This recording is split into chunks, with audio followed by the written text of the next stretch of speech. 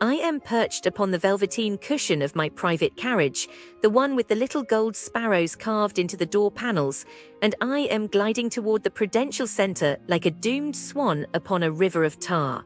The city outside is a smear of sodium orange and lonely neon, and I press my gloved fingertips to the window because I already know the night will taste of rust and regret. I whisper to the glass, dear traveler, have you ever paid $147 to feel your soul deflate like a punctured souffle? The glass fogs, and in that fog I see the face of every person who ever trusted a promise printed on a ticket. We arrive, the carriage wheels sigh. I step onto the pavement and the cold immediately climbs up my silk stockings like a thief. I am wearing the cream-colored coat with the sable collar that once belonged to my grandmother, the one she wore when she fled the Iron Curtain, and I clutch it now as though it could protect me from what waits inside. The Prudential Center looms, a concrete mausoleum wearing a necklace of LED lies. I think this building is a goblin who learned to spell entertainment. At the threshold, they confiscate my dignity first, then my water. A security man with eyes like burnt toast tells me I may not bring liquid inside because policy is policy, princess. I explain that I am not a princess, I am a patron, and that water is a basic human right, not a contraband treasure. He snorts, the sound is wet and small. I am forced to pour my artisanal alpine spring into a sad little trash can shaped like a penguin. The penguin cannot even swim. This is the first prophecy of the evening. If they treat water like poison, imagine what they will do to joy. Inside, the corridor smells of popcorn that died 3 days ago and cologne that wishes it was still in the bottle. The carpet squelches beneath my kid leather boots, releasing sighs of ancient beer. I follow signs to section 10, but the signs are pranksters. They giggle and point me toward a tunnel so narrow my skirts brush both walls. The walls are sweating. I realize I am walking through the venue's artery and the venue has a fever. I pass a man in a Devil's jersey who mutters, I have been circling this loop since 2014. His eyes are hollowed by fluorescent light. I nod because I understand. We are both extras in someone else's blooper reel. When I reach my row, the seats are not seats. They are medieval torture devices upholstered in burgundy vinyl. The width is exactly -4 inches narrower than my hips, which means I must choose between breathing and dignity. I choose breathing, so I spill into the aisle like overproof dough. The row in front of me is so steep that if I drop my handkerchief, it will fall into another time zone. I remember the review that said worse than a low-cost airline, and I laugh until the sound cracks, because airlines at least pretend you matter. The lights dim. The sound system wakes up, but it is senile. The bass is a distant uncle who has forgotten your name. The treble is a mosquito trapped in Tupperware. I cannot hear the announcer. I only see his mouth flapping like a goldfish in a cracked bowl. I lean to the stranger beside me and ask, what did he say? The stranger shrugs. His eyes reflect the scoreboard's vacant glow. We are two orphans at a feast of static. Then comes the food. I queue for 43 minutes beneath a menu that lists a single pretzel at $20 American. 20. I do the arithmetic. That is 4 gallons of milk, or 1 week of Metro cards, or the exact amount my great-aunt mailed hidden inside birthday cards during the embargo. I purchase it anyway because hunger is a tyrant. The pretzel arrives lukewarm, pale as a consumptive poet. I tear it. The interior is raw dough, wet and stringy like regret. I taste salt that does not come from the crystal kind, but from the tears of every accountant who ever balanced this venue's books. Within minutes, my stomach begins to bloat as though I have swallowed the entire concept of inflation. I burp, and the burp tastes of betrayal. I try to find the ladies' room to cry in private.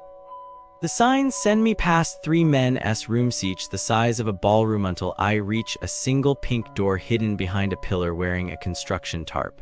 The line is longer than the Volga River in April. Women clutch their bladders like wounded sparrows. A child dances. I was looking into crimes near Prudential Center because I kept hearing tourists crying on the red line, you know, like their whole trip got eaten. The souvenir shops right outside the Prudential doors, they smile big and say authentic Boston hoodie $20, but the tag inside is printed with a misspelled Boston and the zipper breaks the first time you pull it. The visitor pays, thinks whatever, then at the airport security asks why the jacket sets off the metal detector. Turns out the zipper is cheap lead painted silver. The tourist probably throws it in the trash bin by the gate, $20 gone, and the seller already has the next crate of fake hoodies ready for tomorrow's crowd. Same block, the tiny phone repair kiosk under the grey awning. They tell travelers free charging while you watch. You hand your iPhone, they plug it in, then they say the port is broken and demand $90 to fix it on the spot. If you refuse, they keep the phone until you pay. I bet most people just swipe the card because the train to the museum leaves in 10 minutes.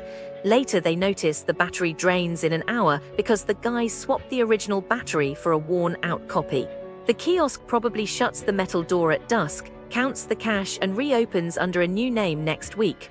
Around the corner, the Taste of New England candy store smells like maple heaven, but the scale is tilted. You scoop chocolate cranberries, the worker weighs, the screen flashes 100 grams, yet your hand feels 50. They print the label before you can argue. Tourists pay $15 for half the candy they chose, then walk back to the hotel, open the box, feel the lightness, but the store sign already says no refunds same day. I imagine they sit on the hotel bed, stare at the tiny portion, and just eat it angry while watching Netflix. The store keeps the extra candy to repackage for the next confused family. Even the parking garage attached to the mall, the ticket machine eats your credit card on purpose. A handwritten sign says insert card slowly, so you do. The machine beeps, card vanishes, screen tells you to call a number. You call, a calm voice says pay $50 release fee and we will bring the card to the booth in 20 minutes. You are blocking the gate, cars honk, you pay. I think the attendant pockets the cash, yanks your card from the hidden slot and hands it back like nothing happened. The garage cameras probably record everything, but nobody checks because the voice on the phone is the same guy in the booth wearing a different hat. Every time I walk past Prudential Center, I feel this heavy fog, like the building itself is breathing out tiny traps.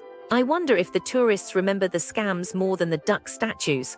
Probably they fly home and tell friends Boston was pretty, but inside they still taste that $15 half-empty candy and it is sour. Ladies and gentlemen, as we embark on a journey through the bustling neighborhood surrounding the Prudential Center, I must tread lightly, for the path is strewn with tales of culinary woe and service that could kindle the fires of dissatisfaction in even the most patient of hearts. Imagine, if you will, a grand stage where the audience is hungry, not just for food, but for an experience that justifies the hefty price tag.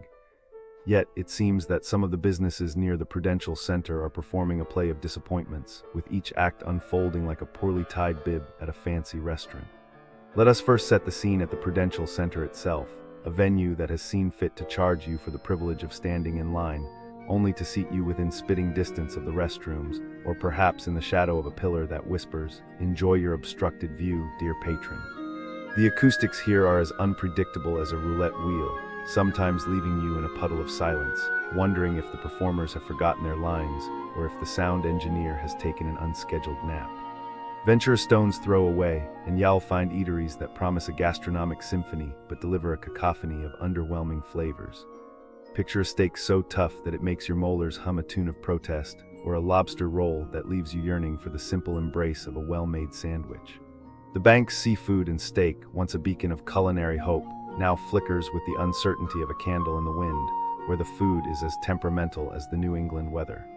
The Smoke Shop Barbecue, a name that evokes images of smoky meats and hearty fare, may instead serve you a platter of disappointment, with wings that seem to have forgotten their date with the spice rack.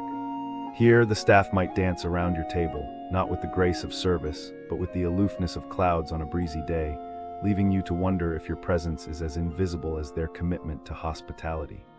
But let us not forget the Exhale Spa, a place where relaxation goes to die amidst the echoes of unreturned phone calls and the haunting specter of overcharged credit cards. It's a sanctuary where the only thing more elusive than inner peace is a refund for services that vanished like a mirage in the desert. And then there's Bodega SF, a culinary enigma wrapped in a rice paper roll of confusion.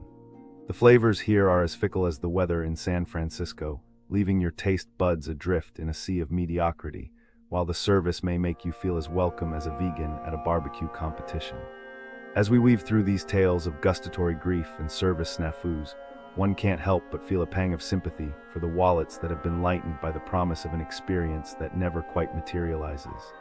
It's a neighborhood where the quest for the perfect meal or the ultimate relaxation is akin to searching for a needle in a haystack, only to find that the needle is dull and the haystack is on fire.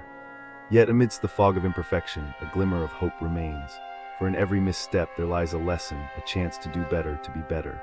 Perhaps, dear traveler, you will be the one to inspire a transformation, to turn the tide of indifference, and to find that rare gem hidden amidst the rough.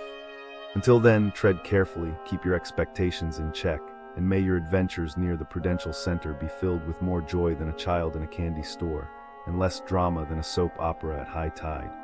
Bon